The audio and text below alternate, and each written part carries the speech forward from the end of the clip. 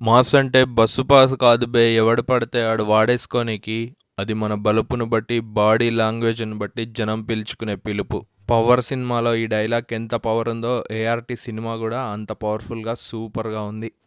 ART cinemas Vanasthalipuram ఏరియాలో రీసెంట్గా ఈ థియేటర్ అయితే ఓపెన్ అయింది. ఇది మన మాస్ మహారాజా రవితేజ గారి థియేటర్. ఈ థియేటర్లో నేనైతే కింగ్డమ్ సినిమాకి వెళ్ళానండి.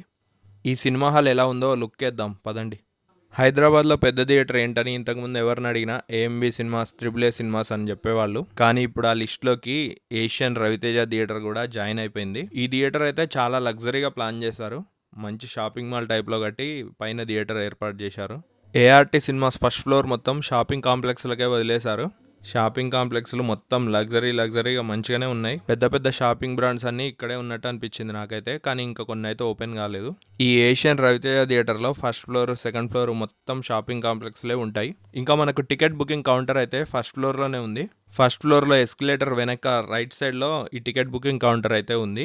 ఈ థియేటర్ లోపలికి వెళ్ళినప్పుడు అయితే మొత్తం హైటెక్ సిటీలో ఉన్న ఫీలింగ్ అయితే వచ్చింది. మంచి లగ్జరీ థియేటర్ మన వనస్థలిపురం సైడ్ కట్టడం నాకైతే మంచిగా అనిపించింది. ఇంకా రవితేజ గారి ఫ్యాన్గా నేనైతే ఈ థియేటర్లోకి వచ్చి చాలా హ్యాపీగా ఫీల్ అవుతున్నా.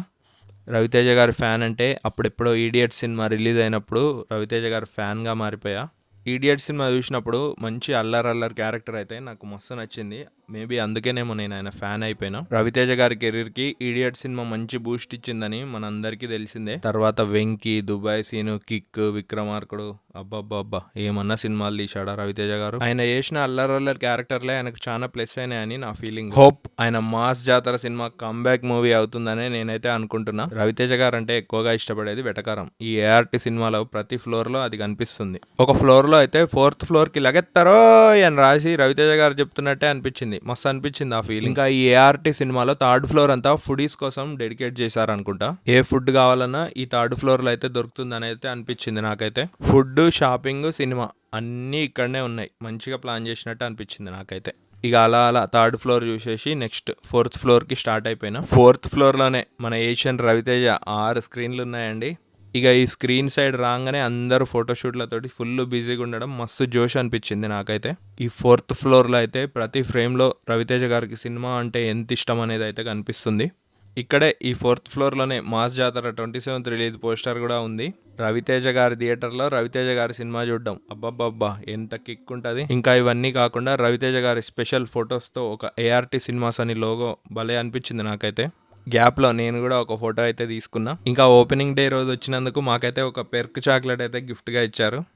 ఏఆర్టీ సినిమాస్లో 4th ఫ్లోర్ అయితే అసలు స్వర్గం లెక్కనే అనిపిస్తుంది.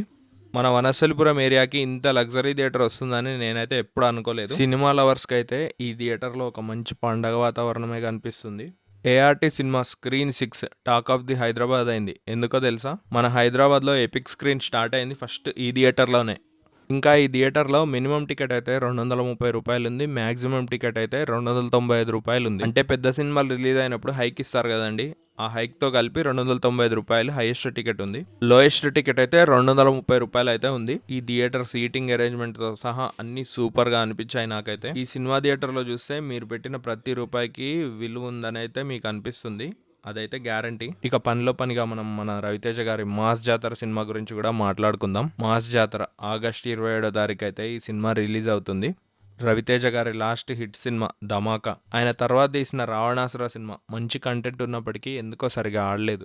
ఇంకా నాకు ఇప్పటికీ అనిపిస్తుంది టైగర్ నాగేశ్వరరావు సినిమా ఎంత సూపర్గా ఉన్నా ఎందుకు హిట్ కాలేదని అయితే నాకు ఇప్పటికీ అనిపిస్తుంది. టైగర్ నాగేశ్వరరావు సినిమా కోసం రవితేజ గారు అయితే 6 ప్యాక్ కూడా చేశారు. కానీ ఎందుకో ఆ సినిమా ఆయన అనుకున్నంత హిట్ అయితే కాలేదు. ఇంకా తర్వాత వచ్చిన ఈగల్ కంటెంట్ అయితే మామూలుగా లేదు. కానీ ఎందుకో అది కూడా యావరేజ్ సినిమాగానే మిగిలిపోయింది. హోప్ ఈ మాస్ జాతర సినిమాతో రవితేజ గారు ఇండస్ట్రీ హిట్ కొడతారని ఆశిద్దాం. ఆయన పడే కష్టానికైనా ఈ మాస్ జాతర సినిమా బ్లాక్ బస్టర్ అవ్వాలని కోరుకుందాం. ఒక ఫ్యాన్గా మనం అంతకంటే ఏం కోరుకోగలం చెప్పండి. అలాగే ఒక ఫ్యాన్గా ఈ ఏషియన్ రవితేజ థియేటర్ కూడా చాలా బాగా నడవాలని కోరుకుంటున్నా. అలాగే మన మాస్ జాతర సినిమా కేజీఎఫ్ లెవెల్లో హిట్ కావాలని కూడా కోరుకుంటున్నా. అది మరి మన ఏషియన్ రవితేజ గారి థియేటర్లో రవితేజ గారి మూవీ సంగతులు. మళ్ళీ నెక్స్ట్ వీడియోలో కలుద్దాం. ఉంటాను మరి.